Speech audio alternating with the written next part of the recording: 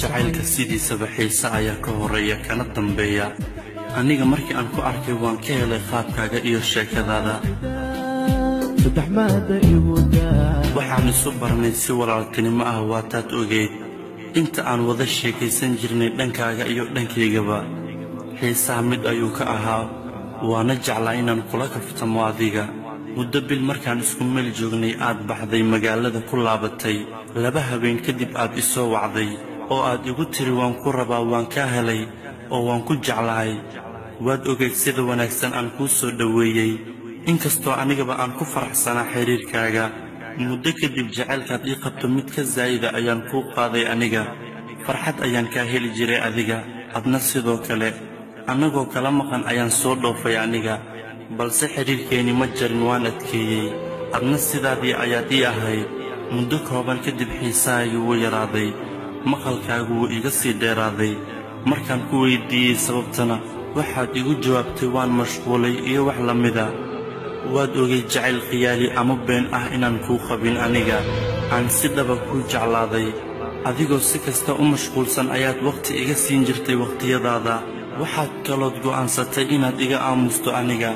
hadalkaagii waan waayey moobilkaagii waad dansatay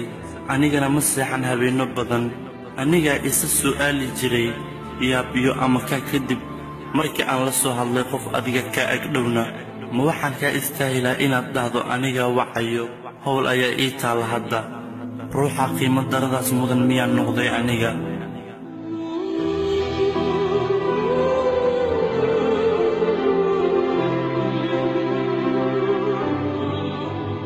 anigoo xanuunsan ayaan haddana ku soo raadiyey mar kale waxaad igula hadashay qof cusub oo kale jacaylka culayskiisa xanuunkiiyo murugadiisaba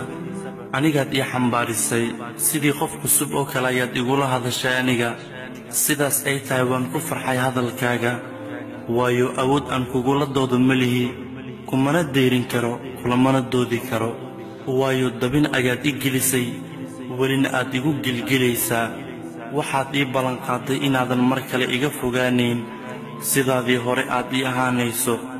waad iiga baxday ballanta markii aan ku soo wacay oo aan kugu idhi ma u dulqaadan karo sidaan aad igu samaynayso maxaa yeelay hadalkaagii ayaan rabaa wicitaankaaga badnaa ayaan doonayaa waayo naf baratay baan nahay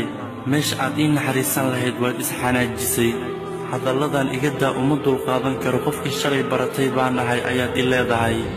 maxaan kaaga heli la'ay farxaddii aan kaa heli jiray abaal waxaad iiga dhigtay inaad iga aamusto ruuxaad jeceshahay dhibta looma quuro waxaan ku leeyahay nolosha ha ku wacnaato ballan waxaan ku marayaa inaan beerkayga kaa jaro maalintay ahaataba heer walba aad nolosha ka gaartana farxad bay ii ahaan doontaa cadow ha ii qaadan aniga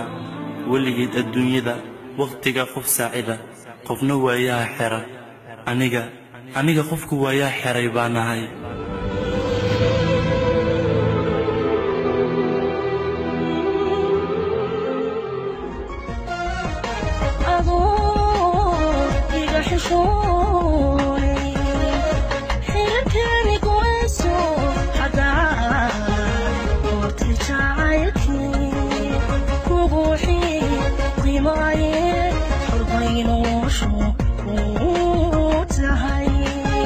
حرب نوش وقوتها